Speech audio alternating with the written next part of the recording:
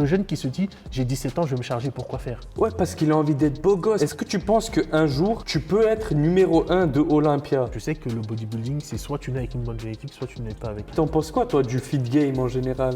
Moi, j'aime pas fit game. En tout cas, là, aujourd'hui, c'est un plaisir de t'avoir. Merci Je t'ai beaucoup. préparé des trucs croustillants. Je vais essayer d'être à la hauteur de ce que tu as préparé. Alors, Stéphane, vas-y, présente-toi un petit peu. Tu prépares une compète? Déjà, merci de m'avoir invité sur ta chaîne. Merci à ceux qui nous regardent. Je m'appelle Stéphane, j'ai 26 ans. Je suis un IFBB Pro, comme tu l'as si bien dit. Ça fait 4 ans, 5 ans que je fais des compétitions.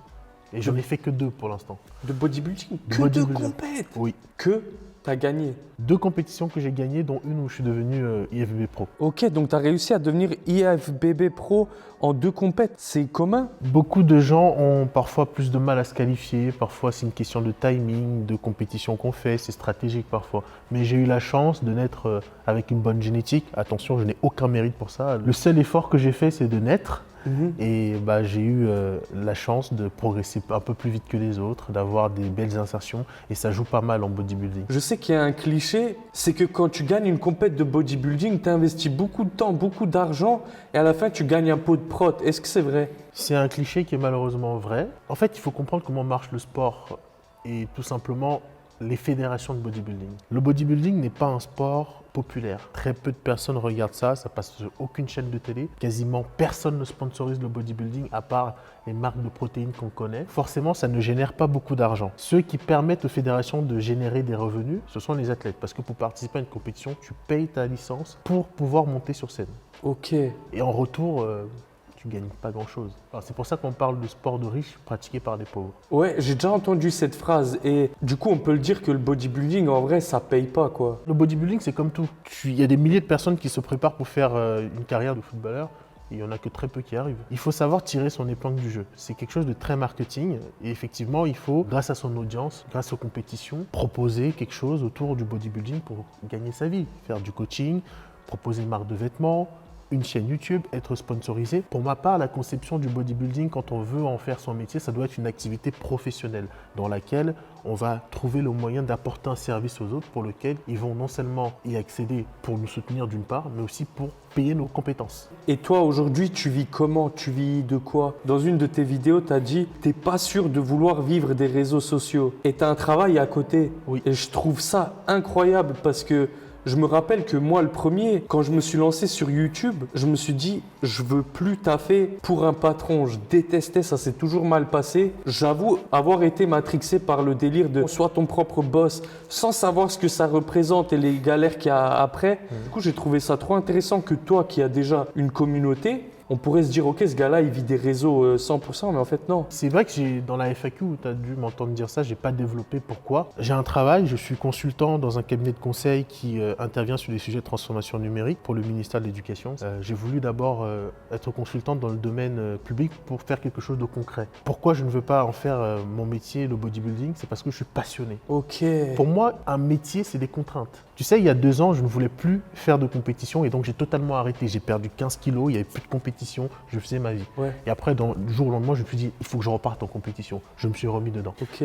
Quand tu vis au prisme de ton physique, quand ton physique devient ton gagne-pain, je trouve que c'est un peu trop dur. Si un jour je me dis j'ai pas envie de faire de compétition, si je suis sous contrat et que je dois maintenir mon physique pour de la compétition, franchement je prendrai aucun plaisir. Donc Ok. moi je préfère séparer les deux. Je sais que c'est bien de gagner sa vie grâce à sa passion. C'est même, je pense pour beaucoup, un rêve que Ouais. je comprends totalement. Ouais. Mais juste je ne partage pas cette vision. Ça ne veut pas dire que je ne l'accepte pas. Ok. Maintenant, pourquoi je ne veux pas vivre grâce au réseau? Premièrement, parce que je suis quelqu'un qui aime partager son avis tel qu'il le pense, sans mépriser les autres, bien sûr. Aujourd'hui, tu ne peux plus prendre position sur les sujets qui, par exemple, vont à l'encontre de la vie générale. Tu te fais lyncher, pétition, délation. Ah, pas de ouf. Tu perds tout en fait. Si un truc se passe sur les réseaux, je sais pas, peut-être que je vais faire une vidéo YouTube, je vais dire quelque chose qui va pas plaire aux gens. Du jour au lendemain, je suis fini. J'apparais plus nulle part, Ouais. donc je peux plus payer mon loyer, je peux plus manger, c'est fini. C'est un gros risque, c'est vrai. Du jour au lendemain, tu peux te faire Tu perds tout. supprimer et t'es fini, quoi. Ah oui. Imaginons, je sais pas moi, quelqu'un te déteste parce que sur les réseaux, les gens, ils n'ont pas l'impression de s'adresser à un humain. Donc parfois, ils sont super méchants. Ça, Parfois, ils développent une rancœur contre toi, tu n'en sais pas pourquoi. Ça, Donc, c'est imagine vrai. quelqu'un, il fait des magouilles, il fait sauter tes comptes, bah tu perds tout. c'est difficile, je pense. Je sais pas, ça peut arriver. Ouais. Enfin, je suis peut-être un peu parano, Ouais. mais c'est un peu dans cette démarche que je me dis, je préfère me faire tout petit. Ouais. Je ne travaille pas peut-être assez pour développer mes réseaux. J'ai peut-être 22 000 personnes sur Instagram. Ouais. Moi, je me dis 22 000 personnes, tu les mets dans une pièce, c'est beaucoup. C'est énorme. Pour gros. moi, je m'en contente C'est déjà. énorme. Ta façon de penser se perd. Juste avant, tu m'as dit, je voulais un truc concret. Tu vois, il y en a plus beaucoup qui pensent ça. Oui, par exemple, quand tu écoutes des choses tout le temps, alors, je gagne ceci, je gagne cela, tu vois les chiffres qu'on sort par exemple sur TikTok, maintenant c'est ça qui intéresse beaucoup les gens, Ouais. bah, tu as envie d'y aller aussi. À force de voir la même chose et d'écouter la même chose tout le temps, ton cerveau va se reprogrammer et tu vas te légotiser sur les autres, c'est-à-dire vouloir faire exactement comme eux. Moi, j'essaye juste de rester moi-même. Tu sais, l'entrepreneuriat, ça me fait peur aussi. Je Ouais. me dis, demain, je vais peut-être pas réussir, peut-être que c'est pas fait pour moi. Ouais. Je le fais en dehors de la muscu, Ok. dans un domaine qui n'a rien à voir avec les réseaux sociaux. Ok. Ça marche bien, Ok. mais je me dis peut-être que sur les réseaux sociaux, si j'abandonne tout ce que j'ai déjà entrepris en plus de mon travail pour me focus exactement que sur les réseaux, qu'est-ce qui me garantit que ça va fonctionner? Ah bah t'as pas de garantie en fait, c'est ça le jeu. C'est ça le jeu, c'est vrai. Et moi, honnêtement, je viens d'une famille très modeste. Aujourd'hui, j'ai réussi à dégager quelque chose de modeste. Ça me permet Ouais. de vivre, de financer Ouais. ma préparation, de financer la production sur les réseaux. Ça me Ouais. plaît, ça me va bien. Ouais, Donc, incroyable. pour le moment, je me dis, construisons quelque chose de concret, de solide. Mhm. Si c'est en place, ça tourne sans moi, je peux peut-être éventuellement envisager d'aller à fond dans les réseaux. Ouais, ouais. Autrement, ouais. je le ferai pas. C'est quand que tu vas faire ta compétition? Comment ça marche? En fait, là, tu veux te qualifier pour Olympia. C'est ça, Donc, si j'ai bien compris, tu as une compète et si tu gagnes, tu te qualifies pour Olympia, c'est ça? c'est ça. C'est un peu comme des phases de poule. Tu te qualifies, tu accèdes à la finale, entre guillemets. Comme au foot, genre. Comme au foot, ouais. Ok. Et elle est quand cette compète pour toi? Pour moi, elle est dans à peu près 8 mois Ok. aux États-Unis. Donc j'ai encore un peu de temps pour progresser, Ouais. ce qui n'est pas énorme non plus. Je Ouais. sais que je n'aurai pas le niveau le plus exceptionnel possible. Ouais. Ça fait qu'un an que j'ai repris les compétitions, mais j'ai peut-être mes chances. Grosse force, mon gars. Et est-ce que tu penses que, honnêtement, hein, tu peux battre Chris Bumstead Actuellement, ou un jour? il n'y a aucun doute que je puisse me mettre face à lui un jour et qu'on nous compare tous les deux. Mais ça n'arrivera jamais parce que quand je serai à mon prime, Ouais. lui sera déjà plus là. Tu penses? Je pense, oui. Alors, je vais reformuler la question autrement. Est-ce que tu penses qu'un jour, tu peux être numéro 1 de Olympia? Si je suis à fond dans le bodybuilding et que je suis dans l'environnement pour y arriver, Ouais, ça ne fait aucun doute. j'aime bien. J'aime bien! J'aime bien! J'aime bien Mais- comme il l'a dit. Mais par contre, Ouais. avoir le potentiel, le vouloir, ça ne suffit pas. Tu sais, ce que je viens de dire, tu verras, on va me traiter d'arrogant, on va me dire le mec il se prend pour qui, il sort de nulle part. Non, t'inquiète. Je vais te dire un truc, je vais te donner un exemple. Quand j'ai dit la première fois que j'allais gagner ma carte pro, j'ai eu la même chose. Les gens m'ont descendu, mais vraiment. Hein. Mm. Je l'ai fait en 2 compétitions et il y en a, ça fait 10 ans, ils n'y arrivent pas. Honnêtement, je m'en vante même pas. Mm. Je sais que le bodybuilding, c'est soit tu nais avec une bonne génétique, soit tu n'es pas avec. Mais j'ai travaillé. Ok. Je me souviens des jours où j'ai passé plus de 24 heures sans boire une goutte d'eau. Mm. C'est horrible. Où j'ai chialé parce que je me disais, si je bois l'eau, c'est fini en fait. Si je bois l'eau, ma compétition, tous les efforts que j'ai faits, c'est fini. Et j'ai tenu. C'est à ce point. Imagine là, qu'est-ce qui se passe là? Tu es en préparation, ça fait 23 heures que tu n'as pas bu d'eau. Et là, tu pètes un câble et tu bois un petit verre. Je ne buvrai pas. Mais il se passe quoi si tu le faisais? Est-ce que ça va direct ou Non, peut-être ça va rien en faire? vrai, ça peut ne rien faire. Ça dépend Ouais. de comment tu es. Ouais. Mais tu sais, quand tu es dans cet état, en vrai, tu mangeais un gâteau, peut-être à ce moment-là, ça te fera rien. Mm. Mais tu es tellement conditionné à te dire qu'il faut que je fasse tout le plus parfaitement possible, que psychologiquement, manger ton gâteau, boire ton Ouais. eau, peut-être que physiquement, ça te fera Ouais. rien. Mais psychologiquement, tu seras peut-être pas bien. Ah ouais. Tu vas passer toutes les secondes à te dire, je vais manger. Ouais, tu vas j'ai dire fait- j'ai bouffé le gâteau, je suis un bulky daddy. Tu vois le C'est délire? ça. Mais il faut comprendre dans la situation dans laquelle tu te trouves. Ça fait plusieurs semaines que tu n'as pas mangé de glucides, ton cerveau ne fonctionne pas correctement, tu es déshydraté, Ouais. tu es sec, tu es peut-être à 4% de body fat Ouais. si ce n'est moins. Tu n'es pas dans une situation normale. Ouais. Genre, le moindre truc, tu es à fleur de peau. Donc, c'est surtout l'aspect psychologique qu'il faut protéger en suivant les règles. Ouais. Maintenant, moi, ce qui m'intéresse, c'est, ça se voit même dans tes photos où tu étais naturel, tu avais un physique exceptionnel. Mais comment tu as su, parce que c'est pas du jour au lendemain, comment tu as su, ok, moi, mon but, la raison pour laquelle je suis sur cette planète, c'est pour être pro, tu vois. Comment on fait ça? Je ne sais pas. Je pense que je suis tombé amoureux du bodybuilding de façon inopinée. Un jour, je suis allé dans une salle de sport. Je suis allé dans cette salle de sport qui était une salle à l'ancienne. Il y avait des posters de bodybuilders partout. Je n'avais jamais vu de bodybuilder. Je ne savais même pas ce que c'était de faire du bodybuilding. Et je vois ce physique. Le premier bodybuilder que j'ai vu de toute ma vie, Qui? Serge Nubret. Ah, je sais. En fait, la photo, elle était Ouais. là. J'avais 17 ans. Je comprenais pas ce que je regardais, mais c'était tellement beau. Et là, Cupidon, il a pris un bazooka, il m'a rafalé, tu vois. Ouais. Il dégageait une prestance, une beauté. Je voyais des proportions cohérentes et agréables à Ouais. regarder, une symétrie. J'étais sensible. En fait, c'était une prestance incroyable. Ouais. Je suis allé voir le gens de la salle qui s'appelle Eric. Je lui ai dit, c'est quoi ça? Explique-moi, Ouais. je veux comprendre. Et là, Ok. il a commencé à me raconter c'est quoi le bodybuilding. Ouais. Et d'instant ou pas, quelques semaines après, je rencontrais San.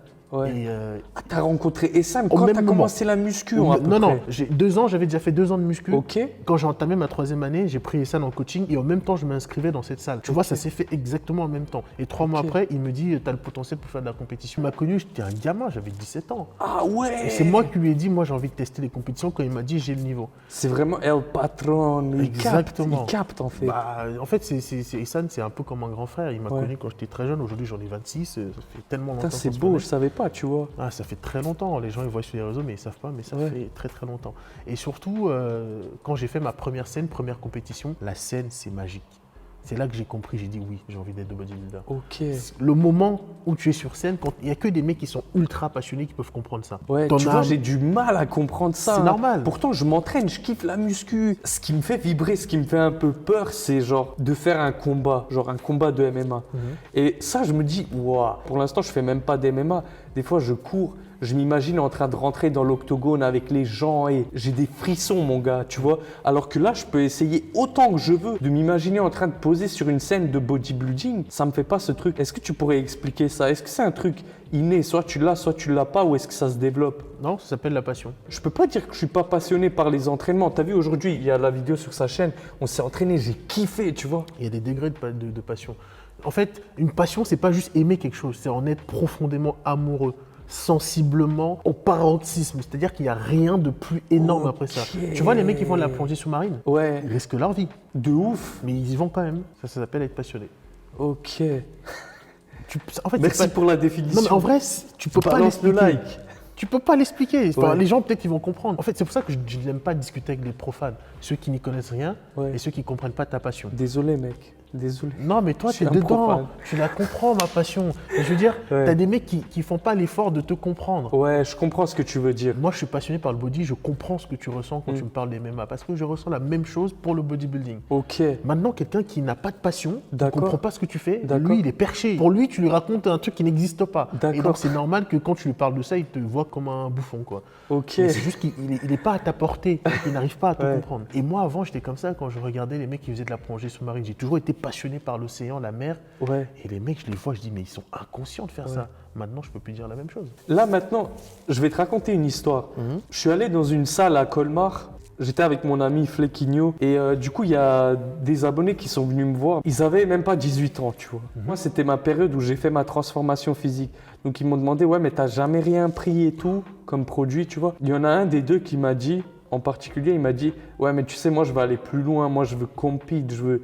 En mode, il veut vraiment en mode faire des compètes. Est-ce que c'est une route que tu conseillerais aux gens de prendre? C'est quoi les prérequis où tu te dis, ok, ce gars-là, il est stable, lui, il peut y aller, il peut tenter cette aventure, tu vois? Le premier élément pour moi, c'est d'abord être passionné. Si un mec à 18 ans me dit, je sais ce que je veux, je me vois plus tard faire de la compétition et qu'il te parle de ça sérieusement, un mec passionné, tu peux pas lui dire non. Même si tu lui dis non, il va le faire. Ok. Maintenant, il faut juste être conscient qu'il n'y a pas que la compétition dans la vie. Il faut d'abord le faire dans une situation stable, émotionnellement, financièrement, physiquement. Tu as 18 ans, tu me dis tu veux faire de la compétition, je te dis tu as d'autres choses plus intéressantes à faire.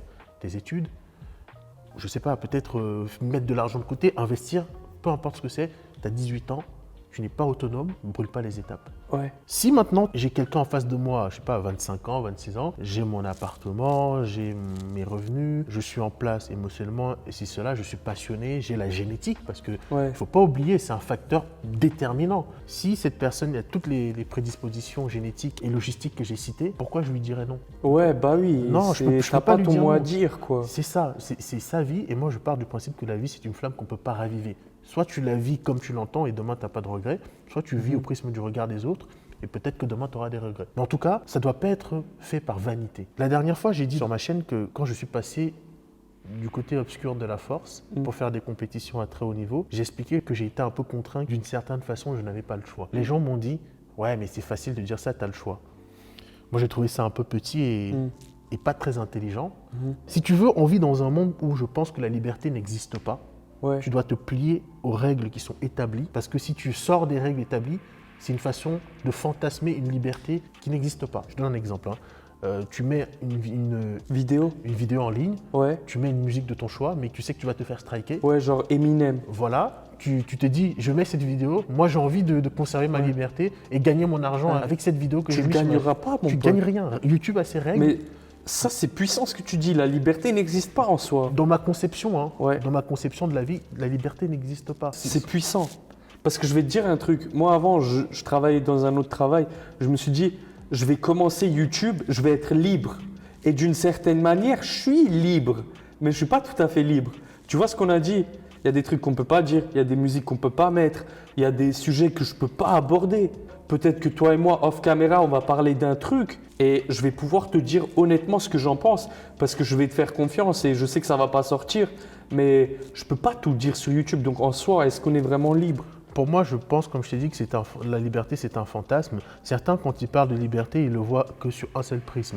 La Ouais. liberté financière de pouvoir aller travailler à Dubaï quand Ouais. il veut, à Bali, partout où il va avec son téléphone. Mais est-ce que psychologiquement, tu es libre? Ouais. Est-ce que spirituellement, tu es libre? Ouais. Est-ce que émotionnellement, tu es libre? Est-ce Ouais. que physiquement, te dire, j'ai pas un truc cassé qui m'empêche de me déplacer, tu es libre? En fait, pour moi, la liberté, c'est un tout. Pour moi, c'est un tout. Et je pense qu'on est, on est engoncé dans un système qui nous dépasse. Et Ouais. on est juste des petits engrenages qui doivent se parfaire et se contenter du système. Parce que tu ne combats pas le système, tu peux pas. C'est peux pas, possible. frère, Il tu fonctionnera avec ou sans toi. Tu peux à un certain degré, Tu mais peux pas. après, tu peux pas. Toi et moi, on ne peut pas. Et ce qui est paradoxal dans ce système, on va revenir un peu dans la notion de liberté, c'est que plus tu montes les échelons, plus tu te contentes du système. C'est-à-dire que Oui. un jour, tu vas critiquer un tel parce qu'il a fait une vidéo putaclic, Ouais. mais quand tu es dedans, quand tu as compris comment fonctionnait l'algorithme, que c'était le voyeurisme des autres qui font monter des vues et gagner de l'argent, Ouais. c'est malheureux, mais tu mets les pieds dedans. Tu mets les pieds dedans. Tu mets les pieds dedans, c'est-à-dire que le système que tu dénonçais par ailleurs, tu l'adoptes, tu l'acceptes parce que tu es dans une position de pouvoir. Tu as gagné des abonnés, tu as gagné de l'argent, donc tu te contentes de ce que tu as dénoncé par avant. Est-ce Ouais. que tu peux gagner contre le système? Pas du tout. Honnêtement, c'est 100% vrai, mec. Je me rappelle avant que j'étais sur YouTube, j'étais un viewer. Je regardais beaucoup de YouTube. Des fois, il y avait du putaclic, tu vois. J'avais le seum. Mais ça m'arrive d'en faire, gros, tu vois. Mais parce que tu comprends le délire. Tu te dis, ok, je fais un travail, je veux que la vidéo, elle soit vue. Parce que ça peut être la meilleure vidéo, tout le monde le sait. Si la miniature, elle donne pas envie, si le titre, il donne pas envie, tu vas pas cliquer. Là, moi, si je prends notre discussion et que j'écris, on mange non, même ça peut faire des vues, gros. Mais si j'écris genre Stéphane Matala, je vous le présente. Mais non, après toi, t'es connu maintenant déjà. Non, ça ne veut pas dire que les gens vont forcément cliquer. Mais Tu vois ce que je veux dire? Bien Genre, sûr. ça joue trop. il faut le voyeurisme, il faut quelque chose qui attire, qui retire l'attention. Et même moi, j'ai été comme toi, viewer, et j'ai eu les mêmes réflexions que toi. C'est pour ça aujourd'hui que je te dis qu'on ne peut pas gagner. Il faut juste se parfaire, garder ses valeurs éthiques et morales, Ça, c'est vrai. c'est tout. Parce qu'il y a un autre truc, par exemple, que j'ai pas fait et toi non plus, et ce que j'apprécie beaucoup, et c'est pour ça que j'aime bien qu'on fasse des collabs ensemble. Pour moi, t'es pas du tout dans le clash, le drama, le vicieux. Tu dis les choses d'une manière correcte et j'aime beaucoup ça. Tu donnes ton avis sans attaquer une personne, rabaisser une personne, tu vois. Non, ça ne sert à rien, on peut s'attaquer sur le terrain des idées, se piquer un peu gentiment avec une rhétorique qui va peut-être te faire sortir de tes gonds, mais c'est le jeu en fait de l'échange. Je ne m'attaque jamais à personne, juste aux idées. Ouais. Tu peux dire quelque chose qui ne me plaît pas, même toi, je vais réagir en disant voilà, tu as dit Ouais. ça et tout, je reviens dessus. Ouais. Et ça, il faut l'accepter. Et Ouais. moi aussi, des fois, ça m'arrive de me faire corriger par mes Ouais. abonnés en commentaire. Moi, je l'accepte et je réintègre ce qu'ils m'ont dit dans les prochaines vidéos. Qu'ils comprennent que je m'instruis aussi grâce à leur connaissance. C'est pas parce que je prends un micro et que je prends le risque de m'exposer que je suis plus intelligent qu'un tel. Hein. Bien Pas du sûr, tout. bien évidemment. Non. T'as vu, si là, toi et moi, on s'aime bien, on a le droit de pas être d'accord sur certains sujets. Heureusement. En fait, j'ai l'impression qu'il y en a qui pensent que si je suis pas d'accord avec un de ses commentaires, il est mauvais. Ou si lui, il n'est pas d'accord avec un truc que j'ai dit, faut direct se désabonner. Tu vois, tu as des potes avec qui, j'ai ça avec genre Bazinga, avec Solid Mike, avec plein d'autres potes. Il y a des trucs sur lesquels on n'est pas d'accord, mais ça ne veut pas dire que d'un coup, on n'est pas potes. C'est Là, normal. avant, tu as donné l'exemple de Essan. je suis sûr que même Essam, que tu connais depuis des années, il y a peut-être un truc, ça peut être un détail. Non, on a souvent des différents en plus. Hein. Tu vois? Tu sais, de l'échange naît des choses novatrices. Si tu ne confrontes pas tes idées, si tu ne challenges pas tes idées, si tu te contentes de ton petit cocon, de ta petite bulle, tu ne vas nulle part. Ouais. Et c'est d'ailleurs pour ça que j'ai envie de voyager à travers l'Europe, rencontrer d'autres athlètes qui font du bodybuilding, peut-être mieux que moi. Earth. Urs, mais je veux me comparer à lui. Mais Va le voir. si j'espère, s'ils me disent oui, mais pourquoi aller aussi loin? Il y a à côté, il y a Nathan Mozango, il y a Florent Poisson en France, il y en a plein. Ouais. Tu sais, juste aller avec humilité, leur demander, voilà, est-ce que vous pouvez me montrer, on se compare, que je sors un peu de ma bulle, que je vais m'ouvrir à d'autres horizons. Ouais. C'est comme ça que tu arrives à progresser. Incroyable. Même si les gens vont me dire en commentaire, mais oui, il est meilleur que toi, mais lui, non, en fait, je préfère lui, on s'en fout. On s'en fout. L'expérience que tu vas acquérir à ce moment-là, c'est le plus important. Ça veut dire que de cette petite confrontation avec une rivalité gentille, éphémère, bienveillante, t'apprends. Okay. Moi, les conflits, entre guillemets, les discussions sur lesquelles on n'est pas d'accord, moi, je ne suis pas fermé à ça. Au contraire, c'est comme ça qu'on grandit. Intéressant de ouf. J'aimerais bien savoir, ça fait combien de temps que tu suis tout ce qui est feed game et tout ça? C'est marrant, je ne suis même pas du tout. Ah ouais? C'est très récent. En fait, je suis un mec qui fait du bodybuilding, mais je ne suis pas à fond dedans. Ok. Sur YouTube, je ne vais pas te mentir, je regarde principalement des mecs qui font des reviews sur les mangas. Ok, genre Voilà. Chef Otaku. Chef Otaku. C'est le meilleur, gros. Je kiffe, Ryo moi. Sensei. Ryo Sensei, il est marrant aussi. Ouais, mais moi, je suis que dans ça, moi. Ah ouais? Mais maintenant, je regarde un peu plus ce qu'il fait dans la muscu et tout, parce que c'est normal. Et t'en penses quoi, toi, du feed game en général? Moi, j'aime pas feed game, parce que ça fait Ouais. péjoratif. Pourquoi? Moi aussi, j'ai ce sentiment, mais je sais pas pourquoi. J'en parlais avec Baz, il a dit non, mais t'es dedans dans le feed game. Mais moi, à un moment, je disais les gars, je suis pas dans le feed game, arrêtez. Je suis un gars qui fait de la muscu. Oui. Mais ils m'ont mis dedans, je suis dedans. Genre. Ouais, c'est Toi normal. aussi, t'es dans le feed game, gros. C'est ça, c'est Bienvenue. normal. Bienvenue. Non, moi je suis pas dedans, mais je suis dedans sans le vouloir. Ouais.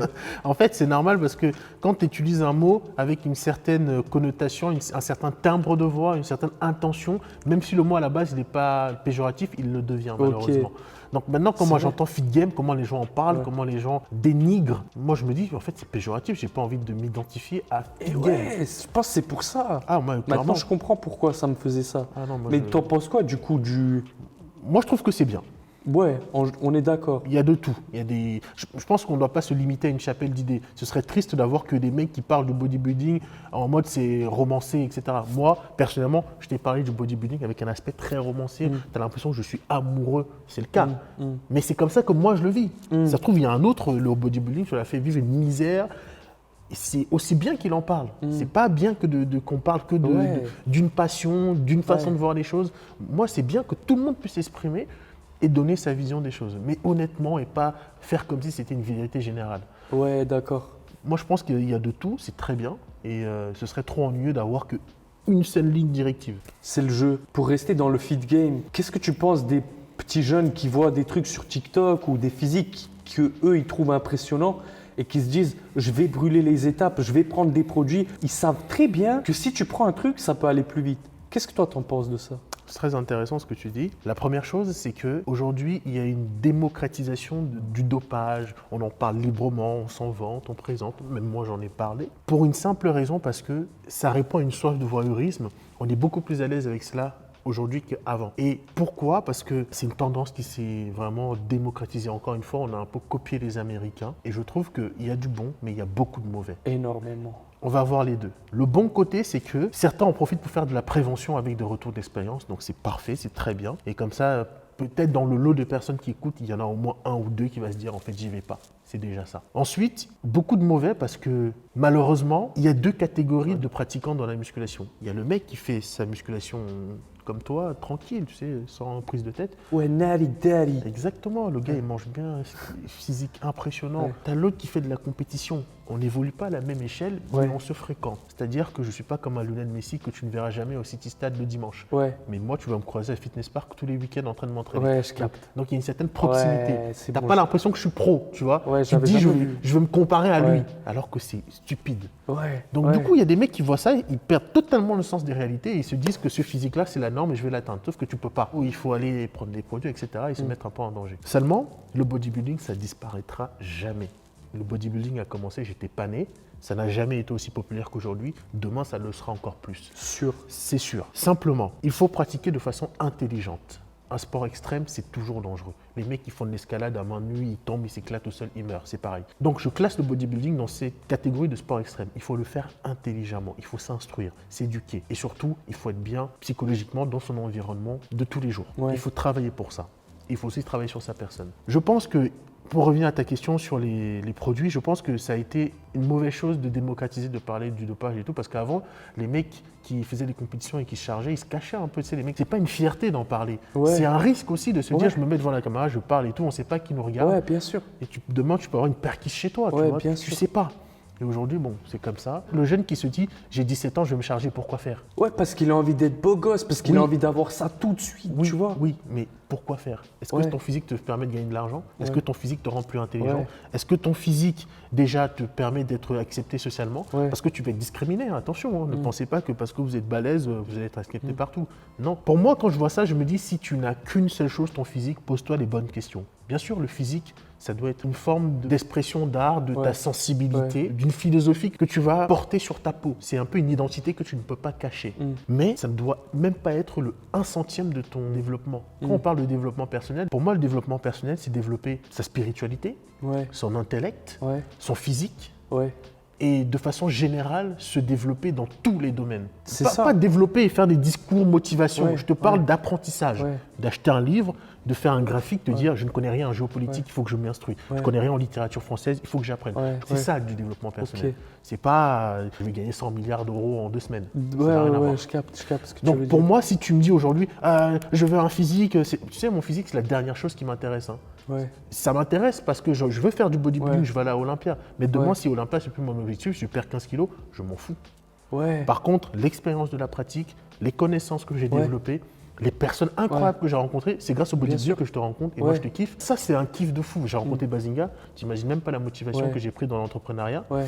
Et ça, c'est intéressant. Ouais, bah oui, je te kiffe aussi. Donc, Mais t'as vu, du coup, oubliez le physique. moi, il y a un truc que je trouve super vicieux. T'as des mecs maintenant qui font semblant de faire de la prévention de dopage, mais en fait, ils vont te citer tous les produits, tous les trucs. Tu prends ça, tu fais ça, tu fais ça. T'as un petit, il va regarder, il va se dire, ouais, ça c'est. Ouais, tu lui as ça donné te un fait kiffer. protocole, quoi. Tu lui as dit donné- quoi faire, le Ouais, mec. ouais, ouais, bien sûr. Tu sais, il y en a beaucoup qui m'ont reproché le fait de ne pas donner ce que je prenais exactement quand j'ai fait ma transformation non naturelle. Ouais. Ils m'ont dit oui, la moitié honnête. Non, mais non, il n'y a pas de ça, tu vois. Déjà, il n'y a même pas de question de moitié honnête ou pas. Toi, tu es personne, tu ne payes pas mon loyer, donc j'ai aucun compte à te rendre. Bien On sûr. part de ce principe-là. Bien sûr. Maintenant, ils se rendent même pas. En fait, tu vois, c'est ça le problème. Ils sont tellement allés loin dans la question de voyeurisme qu'ils ne se rendent même pas compte que c'est dangereux. Bah oui, non. Tu fais ça à un mec qui peut-être n'est pas comme moi, peut-être qu'il a déjà des problèmes de santé. Tu ne sais pas ce qu'il va faire avec ce que tu lui as donné comme protocole. Il dit je vais faire ça, je vais devenir Ça comme se peut, il va Stéphane tout Matala. prendre d'un coup, il va péter un. Moi, je suis suivi par des médecins, par des spécialistes. Ce mec-là, on ne sait pas ce qu'il va faire. On ne sait pas.